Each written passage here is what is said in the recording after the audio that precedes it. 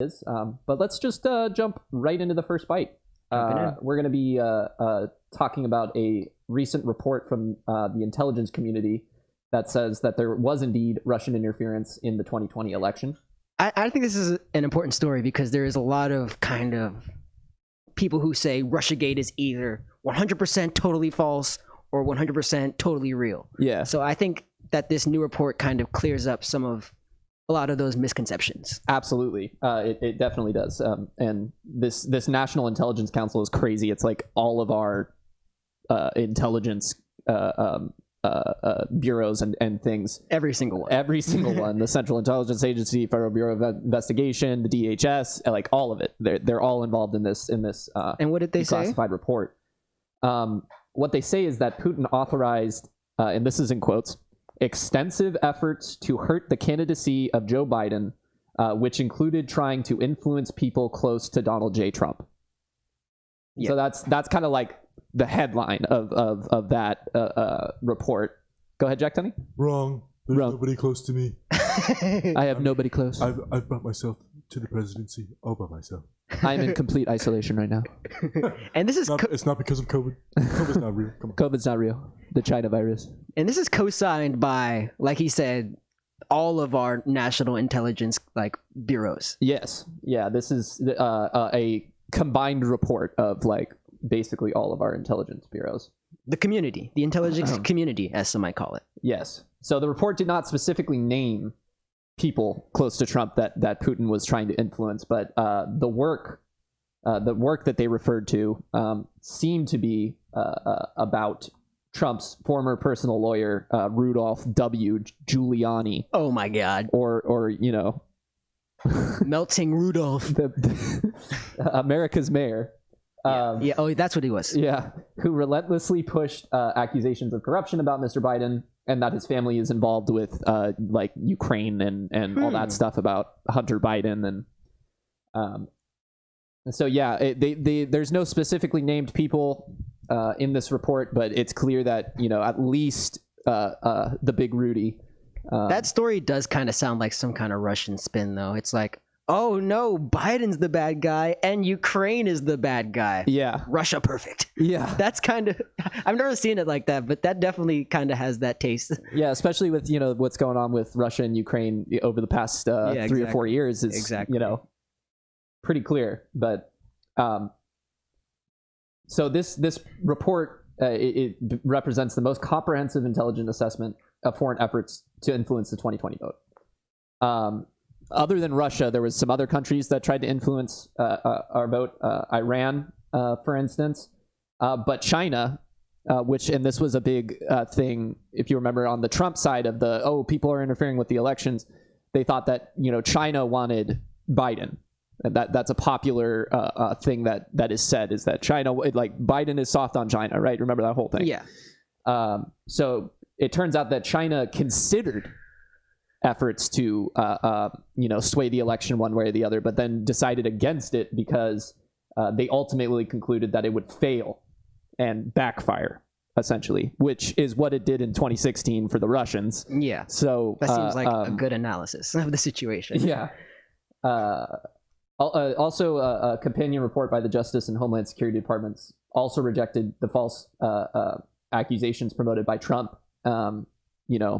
and his allies in the weeks after the vote that, Venezuela or other such countries had defrauded the election, which was out of the blue. I don't know where they came up with that one.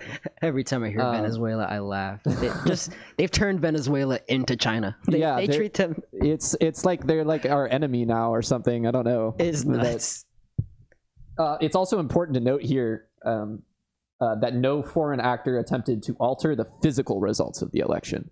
So the actual votes, there was no attempt, not even an attempt to get access to the electoral systems, the ballot counting systems, anything like that. So, Peter, yes. Are you telling the American people that whether we had stopped the count or continued the count, it truly had no sway? Well, yeah, Biden won the election. There was no There was no widespread fraud. I can say that with absolute certainty. Yeah. Congratulations. Because I've read this report and they say that in no uncertain terms as well. So I like this report a lot because it seems like it's trying to clean up a lot of just the general, just like a lot of general knowledge that people took from a lot of this. yeah. See, I like that they mention, this wasn't about people stealing votes or anything like that, or any actual like election number fraud or anything like that. Yeah. It's kind of a doubling down, I guess, of what they were saying before, that they are doing these kind of Facebook schemes and these ads and certain story spins and social schemes. Like the craziest story of all time to me is when they found out that one of the Black Lives Matter groups was started in Russia, and like a main group that they were like arguing with, like a lot of people from this Black Lives Matter group would go to like another group's page and they would argue, and the other group was also started in Russia. Yeah. So it's like these two out of state, parties, I guess, or groups or whatever.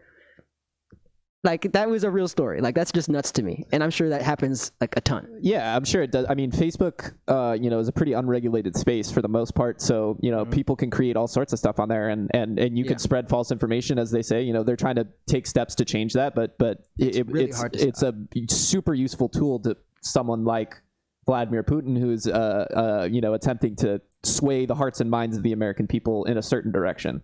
It's basically a key access to the American mind, is what Facebook is. So I thought it was really important that they clear some of this up. Yeah. I mean, the people who believe these insane conspiracy theories aren't going to listen to the intelligence community anyway, because they think the intelligence community is like part of the swamp, and it's not going to change anything in that regard. But I think it is important for them to put this to words and then declassify it in the way that they did. So yeah.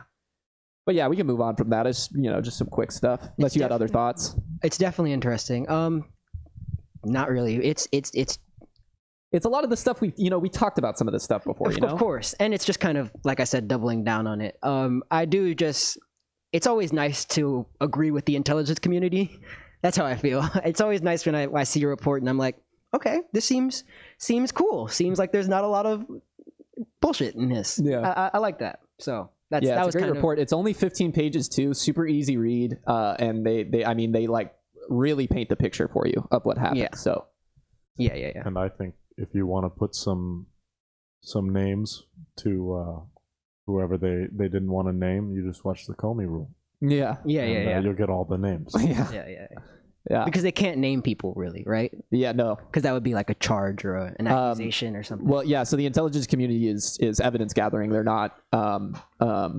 They can't say this person is guilty of this. Yeah. So even if they have the evidence, like they can't actually actively say that. That was the whole Mueller report thing. Yes. Yeah. Yeah, where they're like, well, I can't say whether he committed a crime, but here's all the evidence that he did. But here's a lot of very suspicious shit. Yeah. There's like 50 pages of it. Yeah, it's like imagine the detective versus the district attorney in like some sure. crime movie, right? Like the detective is figuring out who did the crime, but the district attorney is the one who is like actually charging them, right? Yeah. So that's the difference here. So you won't have any names or any accusations in here for the most part. My last thing on this is that's why you have to kind of trust these institutions sometimes, just a little bit, because there are people in the FBI who truly want to solve crime and save people. Yeah, I would think most of them. Yeah, right? To go into a life of criminal justice and then to get as far as the Federal Bureau of Investigation, like you clearly have a love for that and you want to do that. I would think. Yeah. So there's always something real under